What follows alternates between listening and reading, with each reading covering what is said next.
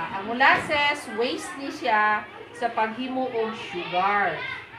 Ang sugar, gihimo siya out of, kung saan nga tanong? Tubo, correct, sugar cane. So, pag paghimo sa sugar, ang waste niya, maoning molasses. So, kaning molasses, kung imo hunahunaon, bugaw ni siya, dili ni siya pwede imnon sa tao. Kaning atong himuon nga FFJ, pwede po siya himuong vitamins para sa tao. Pero instead of molasses ang imong gamiton, gamito nato is kanang kinugay. Kato ganing muscovado na sugar gihapon na siya nga wala pa siya na refine. Ha? Kasi nakailag kinugay. Nagumpula kaayo. Ha? Napula gud kaayo nga nas palengke. Nga medyo bugol-bugol pa. So kung gusto ninyo nga imno ninyo as vitamins, pwede ni siya. Dapat ang fruit nga gamiton dili tong prutas nga giulod na. Ha? Yes, ma'am. Kinsay gusto nga mo assist dire? Mo volunteer. Sige, dool dire. Dali, dol dayon dol. So, tulo lang tulo. Ikaw na yun. Ayaw. Aton, Ay, palitan ang saging. Tulo lang ang saging, dili ka uno. Palitan ang saging. Dito ka Nilbi. Ana, orong dayan na. Ana. Tapos ang saging, kana inyong gipanitan, atong sliceon.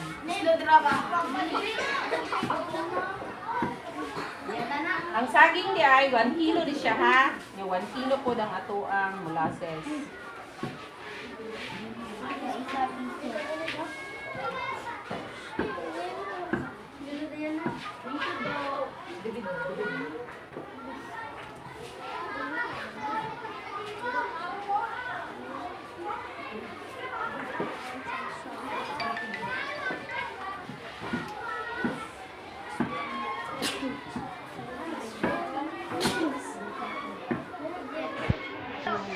I-ferment ni siya for 7 days.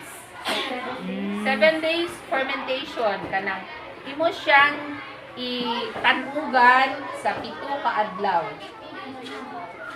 So, ang buhaton ani, na siya no, na-mix na siya sa molasses, ang ato ang saging. Humot. Tabunan ni siya. Tabunan. 1 minute and 2 hours. After 1 week, harvest ni siya. I-harvest.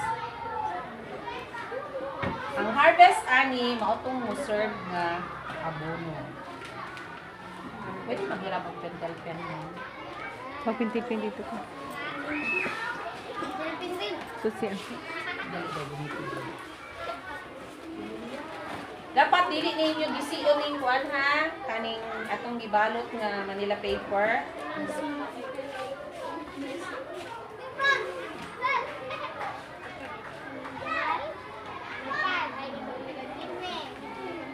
So from karon nga date, kanus ang isa ka semana niya.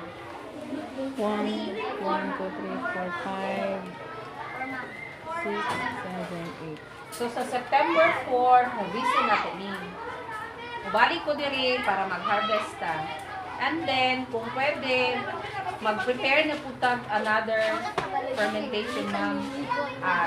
Kung pwede makahangyo ko sa inyo nga naay makadala og bani sa saging. Anay daghang bani sa likod, ma'am. Saging nga kardaba. Kardaba siguro na sa likod, no? Sa likod? Nay daghan, ma'am. Ha? Ang kinahanglan nato kung may sa kardaba nga gamay lang kay kuwaon nato kadtong buuman. Buong nga kuan niya. Punuan. Kaya natong gamiton kadtong iyahang sa sulod gani. Katong puti. Kadto. Mura gani kinsay naga lawog sa baboy o bani sa saging.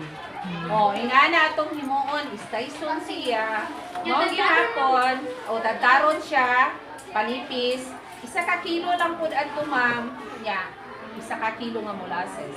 I-ferment gihapon siya for 1 week. Ang tawag adto is FPJ, dili Fernando po Jr. Fermented plant juice. Ah, Ang plant ato ang juice. gigamit, ang tanom naman mismo, kani kay prutas man. So, mo ni siya ang fermented fruit juice. Ang fermented fruit juice gamiton para sa bunga. Mm.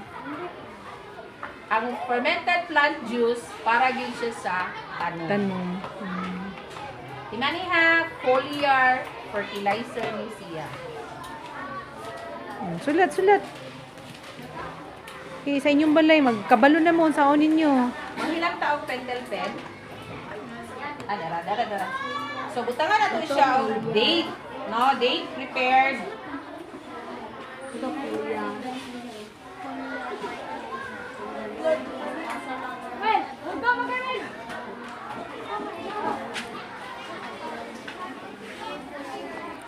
Kay date karon. 28.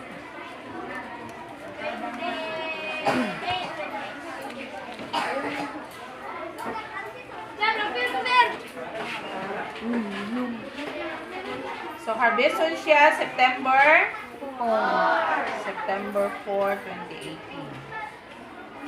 Muhangi lang po ma'am nga kanang ipahugot ng niyang Ay, oo. tali ni. Amo lang talian aron ma'am. Talian lang siya. Tapos kani siya, Kay may ibutang tali lang dia siya doon. sa Tali nasa sound system. ibutang lang Tali, siya o sa kaba? room. Nga kanang dili siya directly maigo sa init.